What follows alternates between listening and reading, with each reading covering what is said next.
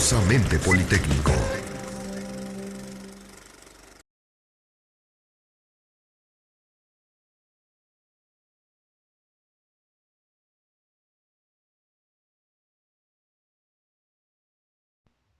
Hola, mi nombre es Valeria Narváez, soy estudiante de la Escuela Superior de Medicina del Politécnico y te voy a explicar un poco sobre lo que es el sistema urinario en cuanto a la histología.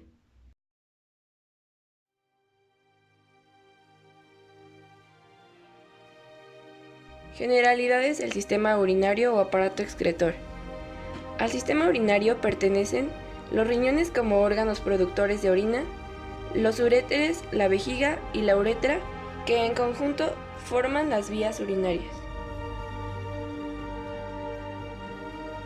Para las funciones de los riñones, vamos a encontrar que cumplen un papel importante en la homeostasis corporal mediante la conservación de líquidos y electrolitos, al igual que la eliminación de desechos metabólicos. Van a mantener el pH plasmático constante al regular el equilibrio ácido-básico. Regulan y mantienen la composición y el volumen del líquido extracelular. Eliminan productos de desecho a través de la orina, como es la urea, el ácido úrico y la creatinina, al igual que van a funcionar como un órgano endocrino.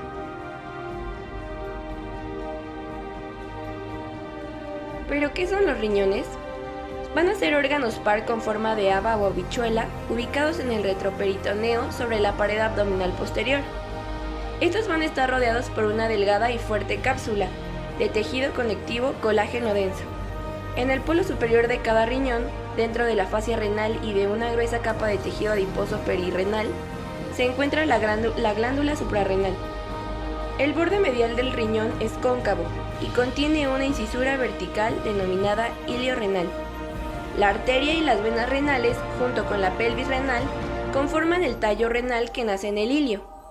El espacio interno al ilio donde convergen estas estructuras es llamado seno renal, que va a estar formado de tejido conectivo laxo con abundantes adipocitos.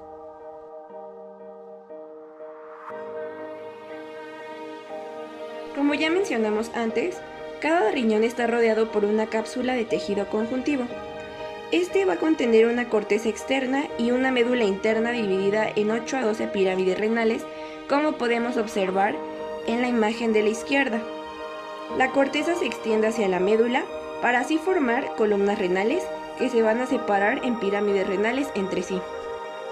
En la imagen de la derecha podemos observar una imagen con microscopio óptico de un corte longitudinal a través del riñón de un gato. Esta está teñida con hematoxilina eosina.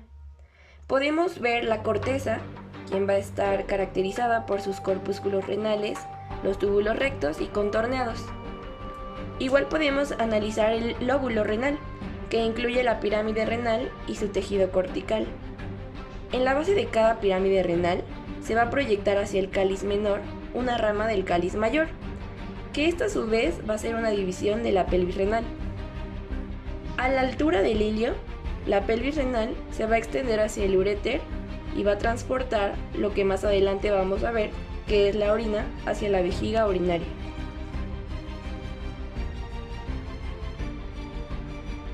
Como se explicó en la imagen anterior, la corteza la vamos a poder distinguir porque tiene un aspecto rojo oscuro y granulado. Este rodea por completo a la médula y envía prolongaciones que se van a llamar columnas renales, y estas se van a encontrar entre pirámides renales. En cambio, la médula tiene el doble de espesor de la corteza y se compone de las pirámides renales. Las pirámides presentan un estriado característico desde la base hacia la papila. Desde cada base piramidal se irradian delgadas estrías paralelas hacia la corteza que vamos a llamar radios medulares. Vamos a dividirlo, la médula, en una zona externa y una zona interna. La zona externa va a estar orientada hacia la corteza y se va a ver una franja interna y una franja externa. La zona interna va a incluir a la papila.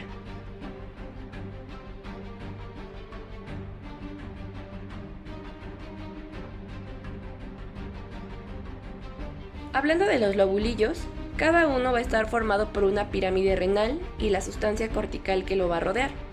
Los lobulillos, en cambio, contienen un radio medular con el tejido cortical circundante, al cual le vamos a llamar laberinto cortical. Este tiene las partes contorneadas de las nefronas y los corpúsculos renales. En la parte superior podemos observar una fotografía de la cápsula de un riñón humano. Su tinción es Mallory Hasan. En esta imagen podemos ver la cápsula y la corteza. Recordemos que la cápsula se va a dividir en una capa interna y una capa externa.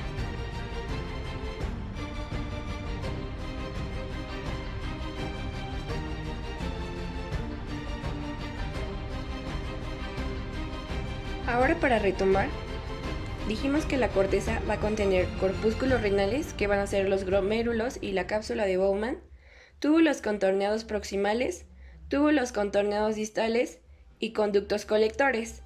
En cuanto a la médula, se va a dividir en asa de Henle, rama descendente y ascendente, o delgada y gruesa, y túbulos colectores. Esto lo vamos a ver representado en la siguiente imagen.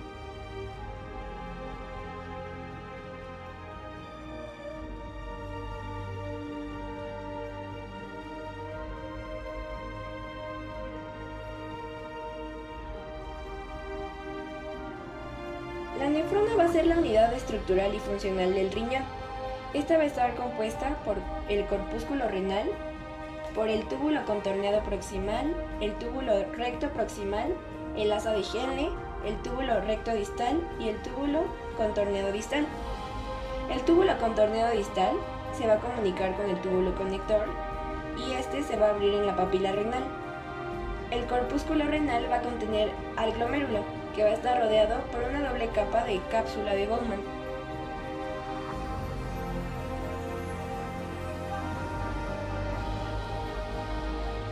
Esta imagen es con un microscopio óptico y es un corte a través de la transición de la corteza y de la médula de un riñón. Su tinción es hematoxilina y eosina. Alrededor de cada corpúsculo renal se van a encontrar los túbulos contorneados, proximales y distales. Estos van a formar parte del laberinto cortical y debido a su tortuosidad o la forma en que están enrollados, van a contener o van a presentar diferentes siluetas que en su mayoría van a ser ovales o circulares.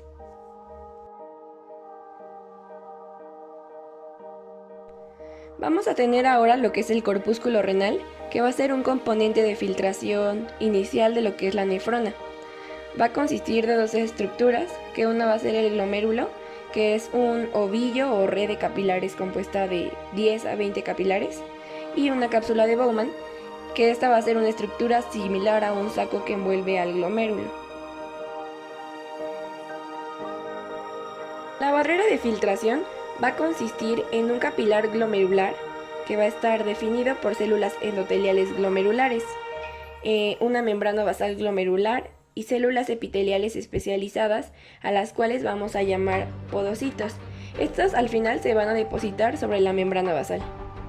Las células mesangliales hacen contacto con esta membrana basal y dentro de sus funciones nos van a brindar soporte a los capilares, debido a que estas pueden expandirse o contraerse y nos van a ayudar o van a ser muy críticas para la regulación de la presión sanguínea de este glomérulo.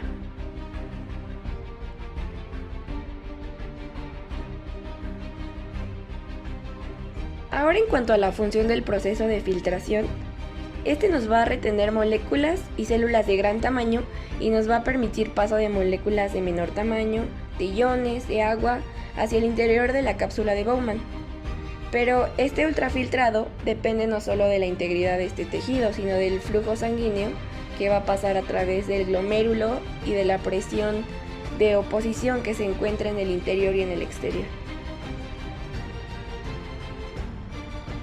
El aparato yuxtaglomerular va a comprender lo que es la mácula densa, que va a vigilar la concentración de sodio en el líquido tubular, células yuxtaglomerulares que van a secretar renina y células mesangliales extraglomerulares que van a regular la presión arterial mediante la activación de lo que es el sistema renina-angiosina-aldosterona.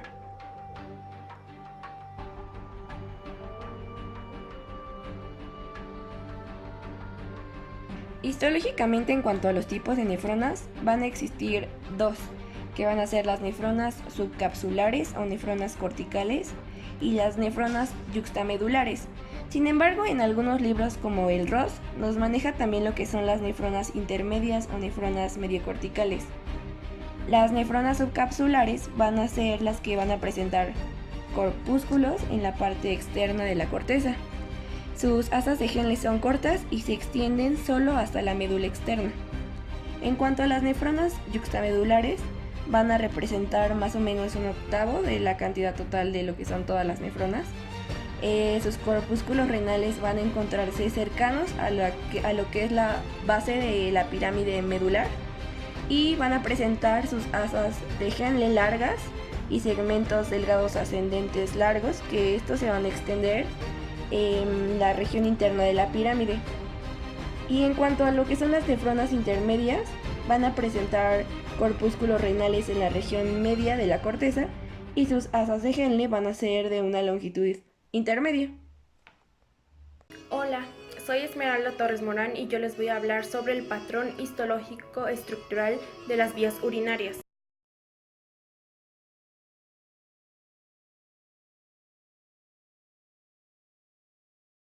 Pasa desde el área crevosa de las papilas a los cálices menores y de allí a los cálices mayores, después a la pelvis renal y mediante el uréter a la vejiga, desde donde es eliminada por la uretra. Las características histológicas de las vías urinarias son similares, ya que contienen una túnica mucosa, una túnica muscular y una adventicia, excepto en la uretra, ya que esta va a cambiar tanto en el hombre como en la mujer, y en los ureteres y en la vejiga, que en su porción distal están rodeadas por peritoneo. El epitelio comienza en los cálices menores como 2 capas celulares y aumenta de 4 a 5 capas en el uréter y de 6 o más en la vejiga cuando está vacía. Cuando ésta se distiende se observan solo 3 capas. El epitelio que contiene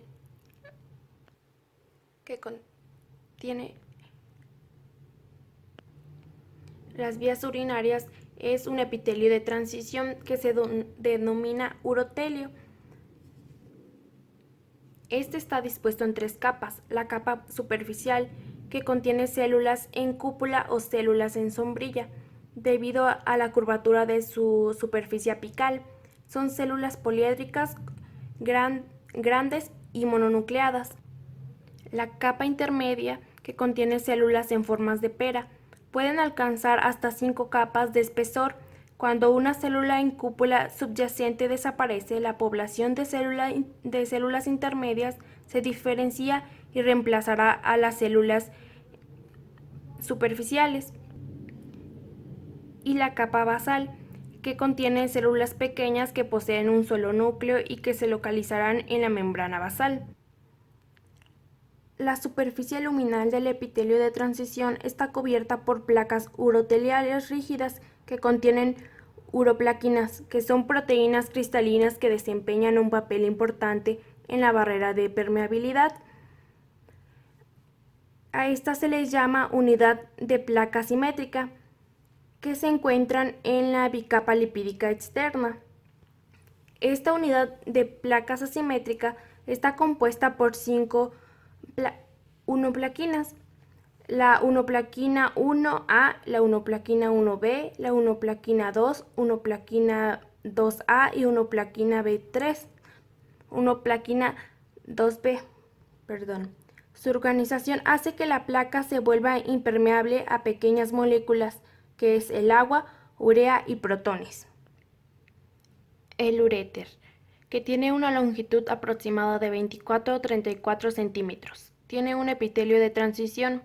En su túnica muscular tiene 3 capas: la longitudinal interna, circular intermedia y longitudinal externa, que está dispuesta en el extremo distal, y está particularmente en el segmento que atraviesa la vejiga.